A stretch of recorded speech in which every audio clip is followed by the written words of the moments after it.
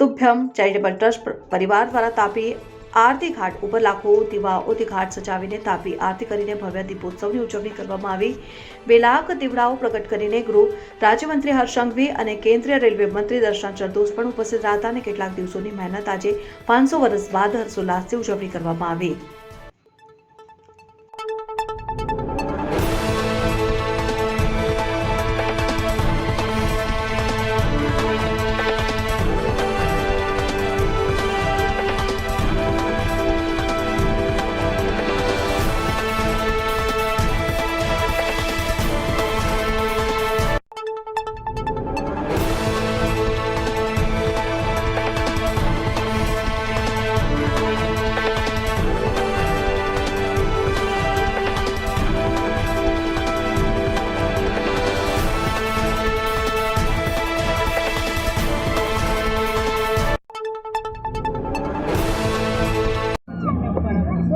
તમારી મહેનત બધાની ભાઈ અત્યારે કઈ રીતે કાર્યક્રમનું આખું આયોજન કરવામાં આવ્યું છે ને આખું રામભાઈ વાતાવરણ બન્યું છે, શું કહેશો?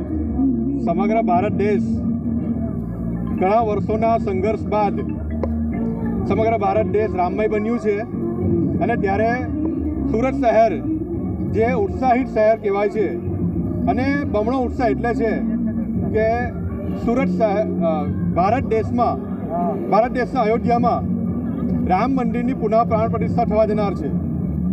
સુરત શહેર એ સૂર્યદેવની નગરી કહેવાય છે। રામ ભગવાન એ સૂર્યદેવના વંશજ કહેવાય છે અને સુરત શહેરમાંથી પસાર થતી નદી તાપ્તી નદી એ સૂર્યદેવની પુત્રી તરીકે ઓળખાય છે અને સુરતવાસીઓ આ સૂર્યદેવના જે વંશજ છે તેવા રામદેવના પ્રભુ શ્રી રામદેવનું જે મંદિરની પુનઃ પ્રાણ પ્રતિષ્ઠા થઈ રહી છે ત્યારે સમગ્ર સુરત શહેર ભારત દેશમાં સૌથી વધુ ઉત્સાહિત છે। તેના કારણે તાપી નમસ્તુભ્યમ પરિવાર દ્વારા તાપી આરતી ઘાટ ઉપર સૂર્યનગરી દીપોત્સવ કાર્યક્રમનું આયોજન કરવામાં આવ્યું હતું। આ કાર્યક્રમમાં હજારો ભક્તો ઉત્સાહિત થઈને ભાગ લીધો હતો અને સમગ્ર વાતાવરણને ઉત્સાહિત કર્યું હતું, રામમય કર્યું હતું। આ કાર્યક્રમમાં 2 લાખથી પણ વધુ દીવડાઓ સાથે આ ઘાટને શણગારવામાં આવ્યો હતો। સફાઈ કર્મચારીઓ કે જેઓના મહેનતના થકી સુરત શહેર ભારતભરમાં સ્વચ્છતામાં પ્રથમ ક્રમ આવ્યું છે તેવા સફાઈ કર્મચારીઓનું સન્માન કરવામાં આવ્યું હતું।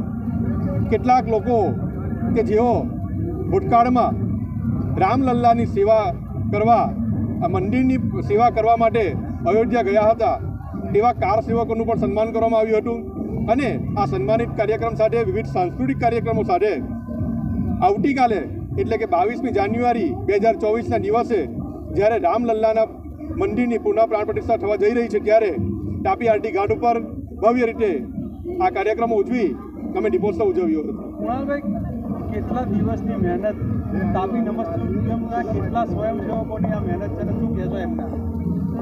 21મી ઓક્ટોબર 2023 નવરાત્રિના સાતમથી તાપી નમસ્તુભ્યમ પરિવાર દ્વારા તાપી આરતી ઘાટ ખાતે તાપી આરતીની શરૂઆત કરવામાં આવી હતી।